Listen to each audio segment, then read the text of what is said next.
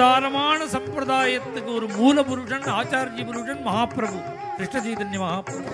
தன் நாத்துல பிட்சை ஏத்துக்கணும்னு பிரார்த்தனை பண்ணி மகாபிரபு அழிச்சுன்னு வந்து பிட்சை பண்ணி வச்சான். நிவேதனமே ஆகலையே, கிருஷ்ணனுக்குன்னு நைவேத்தியம் ஆகலையே, கிருஷ்ணன் சாப்பிடலையே. தண்டக மண்டலோட காஷாயத்தோட இருந்த மகாபிரபுவை காணும் பாலகோபாலனா உட்கார்ந்து கிருஷ்ணன் சாப்பிட்டு. மகாபிரபு வேற இல்லை, கிருஷ்ணன் வேற.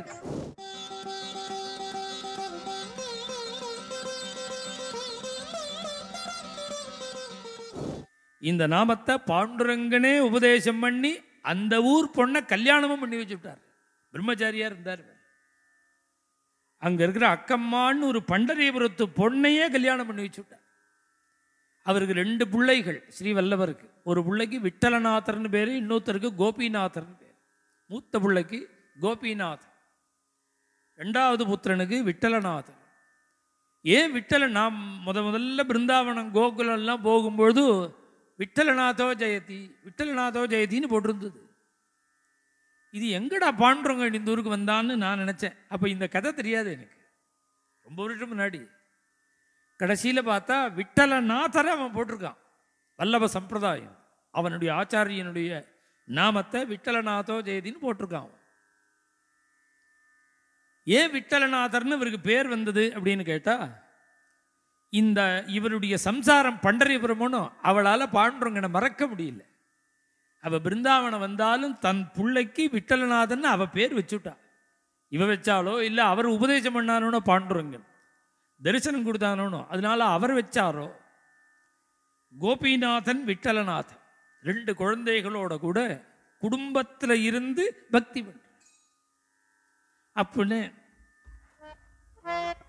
अपने मंदिर में बैठ बैठ कर गीता भागवत वाचूंगी.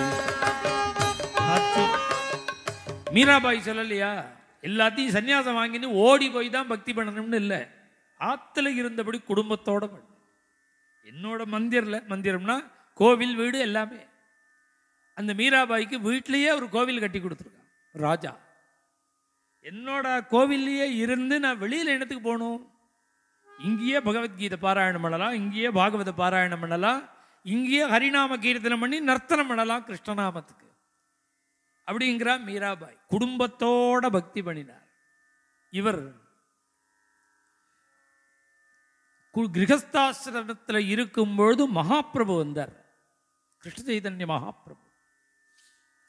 இவருடைய ஆத்துக்கு வந்து அவர் அங்க தங்க வச்சு அன்னைக்கு பிட்சை போட்டாராம், பிட்சை பண்ணினாராம் வல்லபாச்சாரியா. எப்படி இருக்குது அப்படின்னு ஆச்சரியமா இருக்கு. அதாவது அந்த காலத்தில் உள்ள மகான்கள்லாம் எவ்வளவு எவ்வளவு ஒரு அந்யோன்யமா இருந்திருக்கா, பக்தியோட இருந்திருக்கான்னு பார்க்க. இவர் பெரிய விஸ்தாரமான சம்பிரதாயத்துக்கு ஒரு மூல புருஷன் ஆச்சாரிய புருஷன் மகாபிரபு கிருஷ்ண சைதன்ய மகாபிரபு. இந்த பிரேம பக்தியில வாத்சல்ய பக்தியில ஜகத்து முழுக்க பிரச்சாரம் பண்ணின ஒரு பெரிய மகாபுருஷன். இவருக்கு இவா சம்பிரதாயத்தில் மகாபிரபுன்னு தான் பேர், வல்லப மகாபிரபுன்னு தான் பேர். இவர் மகாபிரபு, அவர் ஒரு மகாபிரபு. ஆனா இந்த 2 பேரும் பரஸ்பரம் சந்திச்சு தன் நாத்துல பிட்சை ஏத்துக்கணும்னு பிரார்த்தனை பண்ணி மகாபிரபு அழிச்சுன்னு வந்து பிட்சை பண்ணி வச்சார். எப்பொழுதும் பூஜையை முடிச்சுட்டு தான் பிட்சை ஆகாரம். அவர் வந்து இந்த நவநீத பிரியனுக்கு இன்னும் ஆராதனையே பண்ணலை, ஆராதனை பண்ணவே இல்லை. மகாபிரபுவை அழைச்சு பிட்சை போடுன்னுட்டார். அவர் சம்சாரம் வந்து அக்கம்மா கேட்கிறா, சுவாமி நிவேதனமே ஆகலையே, கிருஷ்ணனுக்கு இன்னும் நைவேத்தியம் ஆகலையே, கிருஷ்ணன் சாப்பிடலையே, இன்னும் நாமெல்லாம் சாப்பிடலையே, நிவேதனம் நைவேத்தியம் நாம சொல்லுவோம், அவள்லாம் அப்படி சொல்ல மாட்டான். கிருஷ்ணன் இன்னும் சாப்பிடலை, இப்போ நாம சாப்பிட்ற மாதிரி இன்னும் கிருஷ்ணன் சாப்பிடலையே. மகாபிரபு உள்ள பிட்சை எடுத்துட்டு இருக்கார்.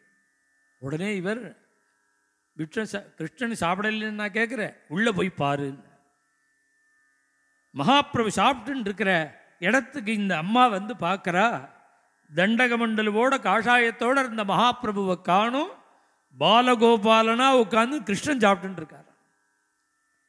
அவ அப்படியே பிரமிச்சு போய் ஓடி வந்தா. அப்ப சொன்னார், அம்மா வந்திருக்கிறது சாட்சாத் கிருஷ்ணன்.